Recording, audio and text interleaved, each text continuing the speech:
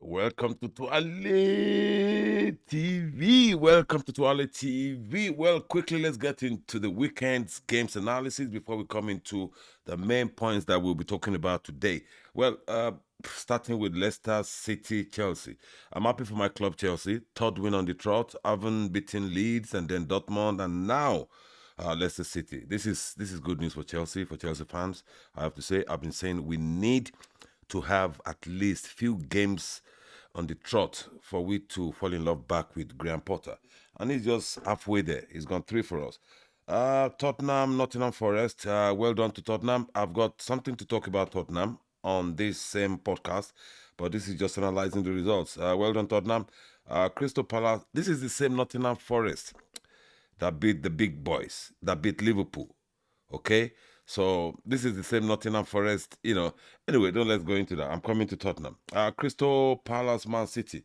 Man City escaped, in my view, because Crystal Palace, for some reason, they seems to be the boogie team for Manchester City. Last season it was a draw, and all the big clubs really they just can't seem to find a way to demolish Crystal Palace, which is why I said earlier that uh, Patrick Vieira is doing something good at Crystal Palace with the fringe squad and is getting results against these top boys, and he's able to keep Crystal Palace in the middle of the table. So credit to Patrick Vieira. Later on today, we have Man U, Southampton, West Ham, Aston Villa, Fulham, Arsenal. A key game, Fulham, Arsenal. As we all know, they need to beat Fulham to keep the five gap, within themselves and Manchester City. So Newcastle Wolves, another interesting one to watch out for. Wolves seems to be on the up, and Newcastle, who seems to be faltering from their um, fantastic beginning to the season. We'll see how much energy they've got. We'll see how much they can deal with the end race of the season, which we're going to approach in the next few games. Is the sixth game with the Arsenal countdown that I have been doing between. Well, I've been doing 10-game countdown for Arsenal and comparing their results to that of Manchester City's, which means at the end of the 10th game, we will know, clearly who will be the one, heading for that final hurdle at the end of the season. So basically, nothing much to talk about the results and the games over the weekend. Quickly, let me go into what I really wanted to talk about. Firstly, I want to say a big thumbs up to Manchester United. Man U fans, we don't just ridicule people here. We don't mock people. It's all called banter, okay? As some Man U fans have been saying to me, we say what we see. And Man U, for me, the reason I say they deserve an applause and a big salute, Twale from Twale TV Sports, is because having you won a cup, League Cup, you got carried away in whatever preparation that was lacking, and you then got whacked 7-0 immediately by your fiercest rival. And I was watching out. I was thinking, what would Manchester United's reaction be? I haven't been beaten so badly. I heard Rashford and some of the players saying they can't wait to get back on the pitch. Of course, that's how you feel. I haven't been badly beaten. You want to get that back on the pitch and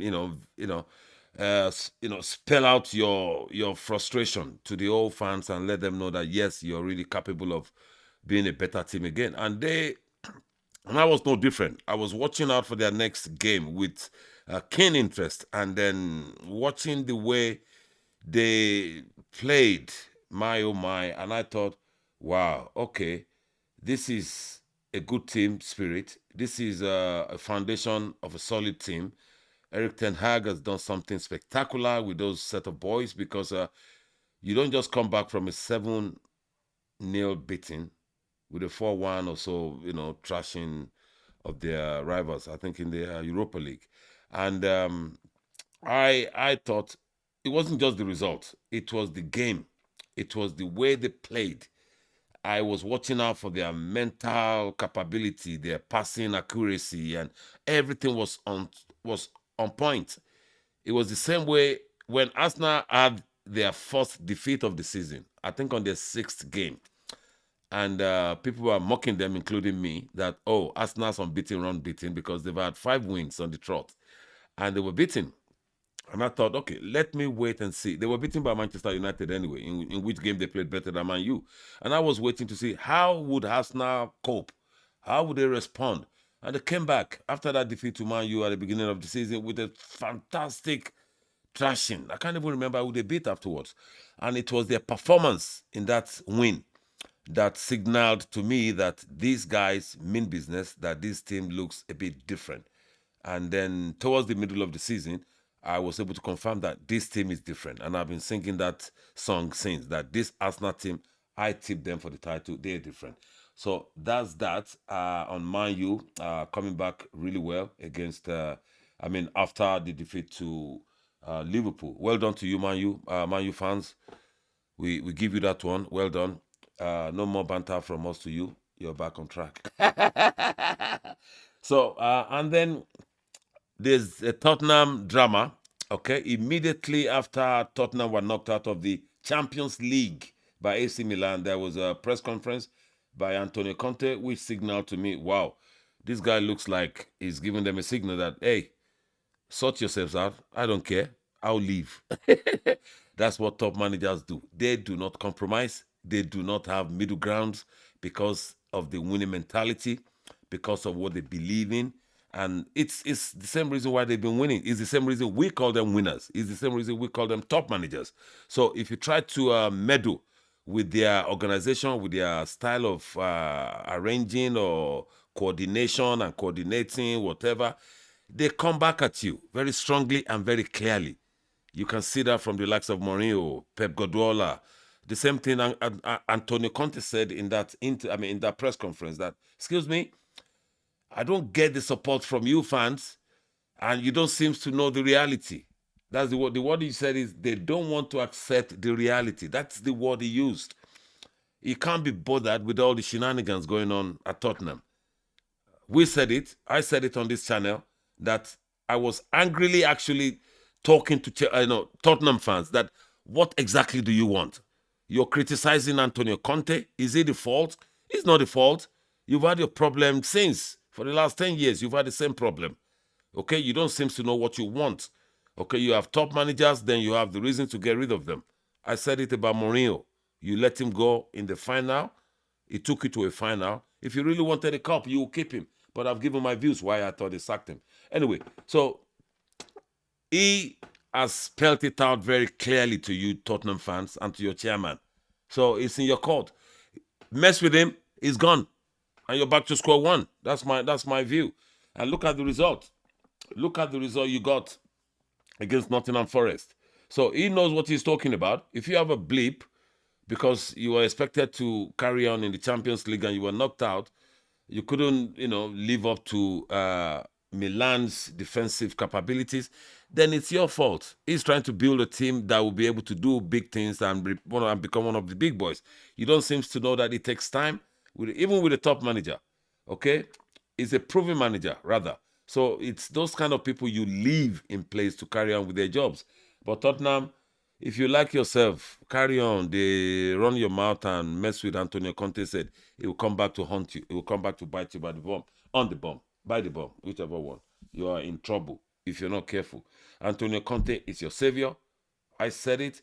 If you let him go, you will go back to drawing board. And it really beggars belief to think you are mentioning Roberto De Zerbi, Brighton manager, as one of the mix that are likely to take over Conte's job when he leaves. You're talking shite. Seriously. You're talking about a manager who's just shown a sign that he can sustain or survive in the Premier League. He's a good manager. He's not a proven manager in this league or anywhere in the world. He did well at Italy, and then he went to Ukraine, Donetsk, before the war. He was doing very good job with Donetsk, and then he came to Brighton. What's the big deal? Is that a CV that you want to compare to Antonio Conte's? You are. Don't let me talk. Tottenham fans, like a friend. I met a friend over the weekend, and he came to me and said, "Oh, Omo, I enjoy your analysis. Yeah, your analysis, man." I said, "Thank you." It's not Omo. is God, na Baba God. But jokes apart, I told him it's a teamwork here. That it's not just me. He goes, I'm talking to fact, man. And then he went, how come you don't big up my team, Tottenham? I busted out laughing. I laughed so loud, I'm sure. He must be wondering why. And I couldn't even give him an answer. Okay? We're not partial here. Oh. We can't just be singing your praises. We sing your praises for what we see that you've done. Tottenham, I ain't singing your praises, oh. Because the only reason I'll sing your praises is if Antonio Conte is being given the chance to deliver. This is your best chance since Mourinho. That's the only praise I can give you. You've got a top manager, a proven winner in place. And if you mess with him, it will be messier when he leaves. End of story. That's the big up I'll give you. End of. Anyway, Women's International Day. We have to give our women a big, of course now, a big thumbs up, Twale, especially our women in sports. We don't talk much about the Women's Super League here. In fact, there's the Arsenal game later on today with Reading, and it's something we know on this channel we need to be touching base on because women football is very important just as much as men's football. But on the special occasion of Women's International Day, we thought we should talk about our women in sports and our women in general, our mothers, our sisters, our girlfriends, our daughters. And Twale to you women around the world, without you women, I ain't nothing. Okay, so women, we thank you. We celebrate your International Day with you. And that's that really. Let's try and catch up after today's games. There will be another follow-up podcast, the post-match talk, and that will conclude our weekend's activities of football. I mean, on football. So stay tuned, stay with us. For those of you who are new followers, we want to say a big thank you to you. For those of you who are just watching Twale TV Sports for the first time, please do subscribe and press the like and follow and share button. And also Twale TV Entertainment, our sister channel. You can go there and get some energy and, get some vibes, man. All right, peoples, let's catch up after the games today. Hasta la vista, baby. Thank you. And catch up with you later on this afternoon. Well, in the evening. Ciao. It's Twale.